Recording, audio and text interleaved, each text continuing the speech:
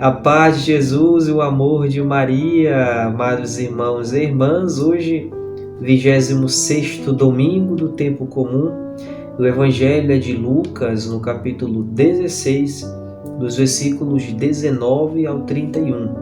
Vai nos dizer assim: Havia um homem rico que se vestia de púrpura e linho fino, e cada dia se banqueteava com requinte.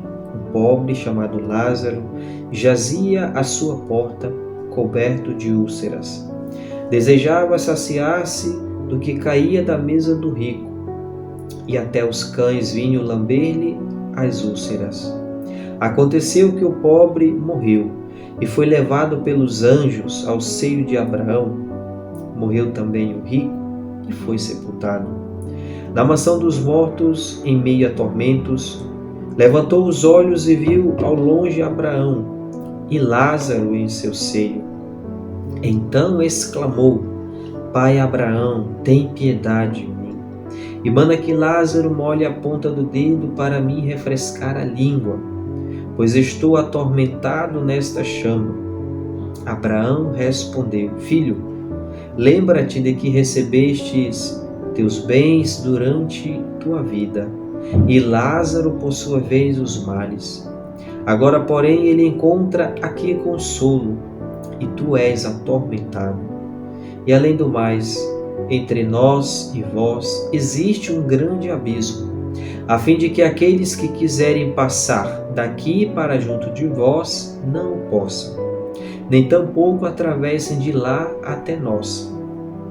Ele replicou: Pai, eu te suplico, envia então Lázaro até a casa do meu pai, pois tenho 5 irmãos, que leve a eles seu testemunho, para que não venham eles também para este lugar de tormento.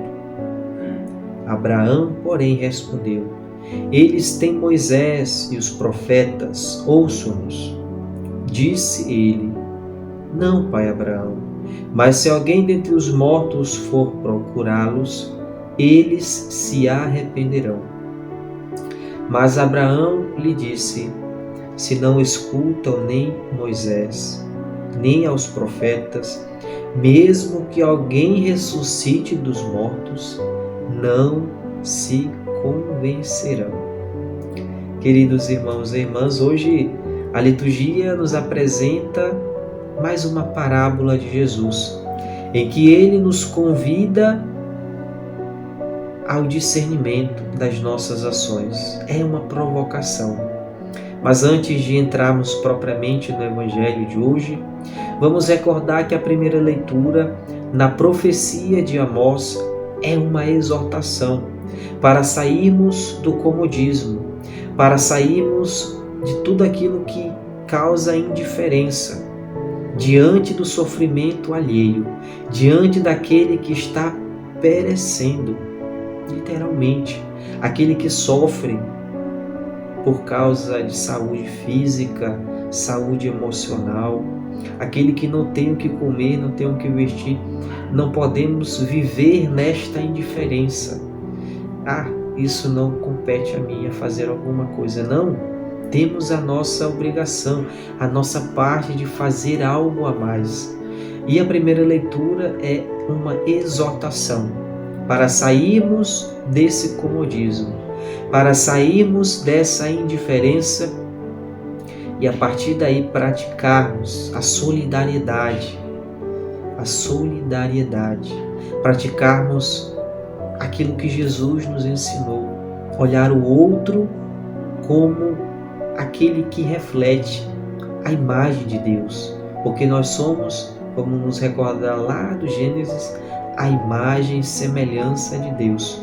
Por isso, a primeira leitura nos faz essa exortação, sair do comodismo, sair daquilo que é causa de indiferença. O sofrimento do outro não me toca. Aquilo que outra pessoa está passando, aquilo não mexe comigo. Não é comigo, então eu não me importo. Não podemos ter esse sentimento, não podemos ter essa ação. Muito pelo contrário, devemos praticar a solidariedade e enxergar o outro como a imagem de Deus. E aí nós entramos no Evangelho de hoje, onde Jesus narra mais uma vez uma parábola. E aí nós vamos lembrar do contexto em que Jesus está contando.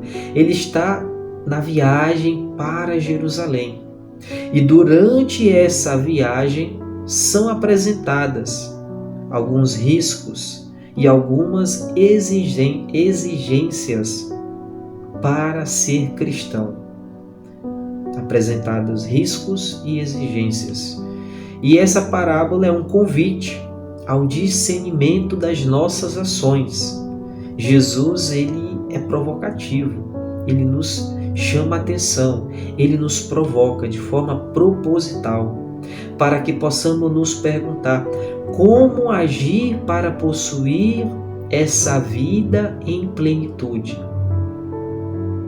Como agir para possuir essa vida em plenitude, mas também nos perguntar qual será o fim de quem não aceita partilhar a vida. Essas duas questões irá conduzir a nossa reflexão daquilo que é a mensagem do Evangelho de hoje. E a parábola do homem rico, que aqui não tem nome esse homem, somente um homem rico, e Lázaro. Lázaro, sim, este tem um nome. E a parábola é dividida em dois momentos, duas situações diferentes. No primeiro momento, aqui dos versículos 19 a 22, o evangelista Lucas nos narra duas situações opostas, contrárias.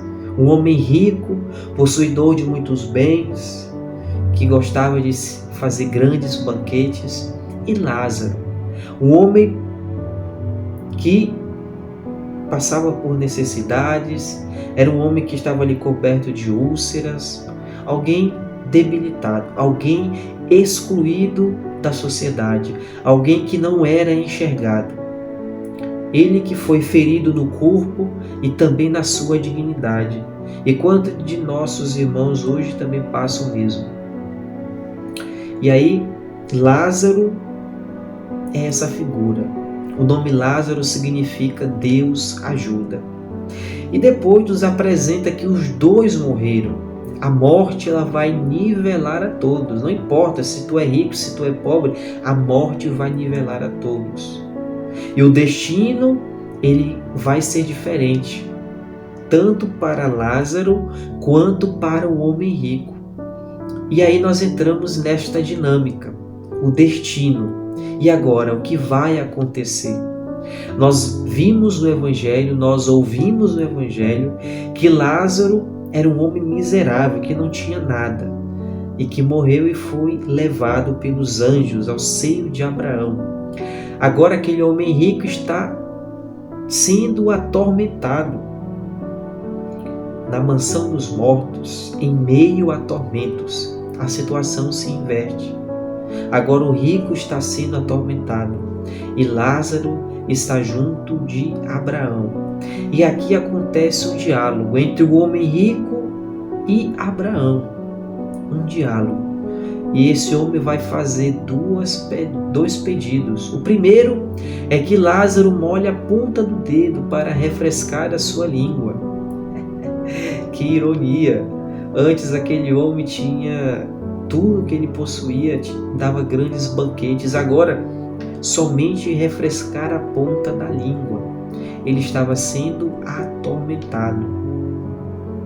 E o segundo pedido é que Lázaro seja enviado aos seus outros 5 irmãos, para que eles também possam mudar de vida, para que não possam ter o mesmo destino daquele homem que está sendo atormentado. E a resposta de Abraão é que, olha, aqueles que estão vivos, eles têm ali os profetas, Moisés, a Sagrada Escritura, mas ele insiste, não manda que Lázaro vá ao encontro deles. E o Evangelho vai concluir da seguinte maneira: se não escutam nem a Moisés, nem aos profetas, mesmo que alguém ressuscite dos mortos, alguém que está morto volte à vida, mesmo que aconteça isso, eles não vão se converter, porque o coração deles está endurecido. E Jesus nos convida a esse discernimento das nossas ações, para que possamos iniciar constantemente o nosso processo de conversão. E aqui é apresentado a realidade do céu e do inferno. Muitas pessoas por aí falam que não existe o céu, não existe o inferno. Cuidado, existe. Nós professamos que na nossa fé, quando nós rezamos o creio, que Jesus desceu à mansão dos mortos. Ele desceu à mansão dos mortos. Ele ressuscitou ao terceiro dia, subiu ao céu. Ou seja, essa realidade existe. E as nossas ações irá determinar o nosso destino. Se eu sou a pessoa que só pratica maldade, que só pratica injustiça, eu não posso viver junto de Deus, porque Deus é amor, Deus é compaixão.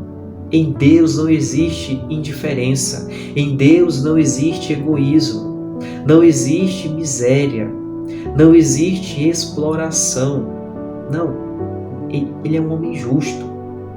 Por isso, Jesus nos convida a refletirmos sobre a nossa vivência cotidiana. O que é que nós estamos fazendo para alcançar a vida eterna? Será que eu estou dando um bom exemplo na minha casa? Sendo uma pessoa respeitosa, sendo uma pessoa que saiba ouvir, que saiba conversar, sendo alguém que seja capaz de estimular a paz, de propagar a paz, alguém que seja capaz de socorrer alguém que necessita, ser capaz de olhar o outro e enxergar que existe um ser humano que reflete a imagem de Deus. Por isso Jesus, ao contar essa parábola, ele faz essa provocação, porque nós só podemos seguir Jesus se fizermos aquilo que Ele nos mandou fazer. Ide, anunciai o Evangelho, anunciai que o próprio Jesus morreu, ressuscitou, está vivo, presente no meio de nós, que Ele não veio para condenar, mas para salvar. E nós também devemos fazer o mesmo com a nossa vida, com as nossas ações. Por isso, para que possamos ter forças, coragem e fazer aquilo que Jesus pediu, precisamos pedir constantemente o Espírito Santo para que possa nos fortalecer, nos dar força e coragem para seguir adiante e sermos pessoas capazes de amar, de perdoar, de promover a paz, de promover a justiça, de promover o amor. Hoje está tão complicada a situação, somente ódio, muitas guerras, divisões. Não, basta. O cristão não pode concordar com isso. Deve ser um promotor de paz, já diria Francisco de Assis. Por isso peçamos o Espírito para que possa nos fortalecer, nos dar força e coragem para seguir adiante, sendo promotor da paz, da justiça, do amor, propagadores do Evangelho, para que todos aqueles que se aproximarem de nós possam sentir a presença de Jesus. Peçamos a intercessão de Nossa Senhora, que ela nos ensine a ser cristãos cada vez mais fervorosos. Ave Maria, cheia de graça, o Senhor é convosco. Bendita sois vós entre as mulheres, e bendito é o fruto do vosso ventre, Jesus. Santa Maria, Mãe de Deus, rogai por nós, pecadores, agora e na hora de nossa morte. Amém. Nossa Senhora, Mãe do Perpétuo Socorro, rogai por nós. Que o Senhor Jesus nos abençoe hoje e sempre. Uma santa e abençoada semana.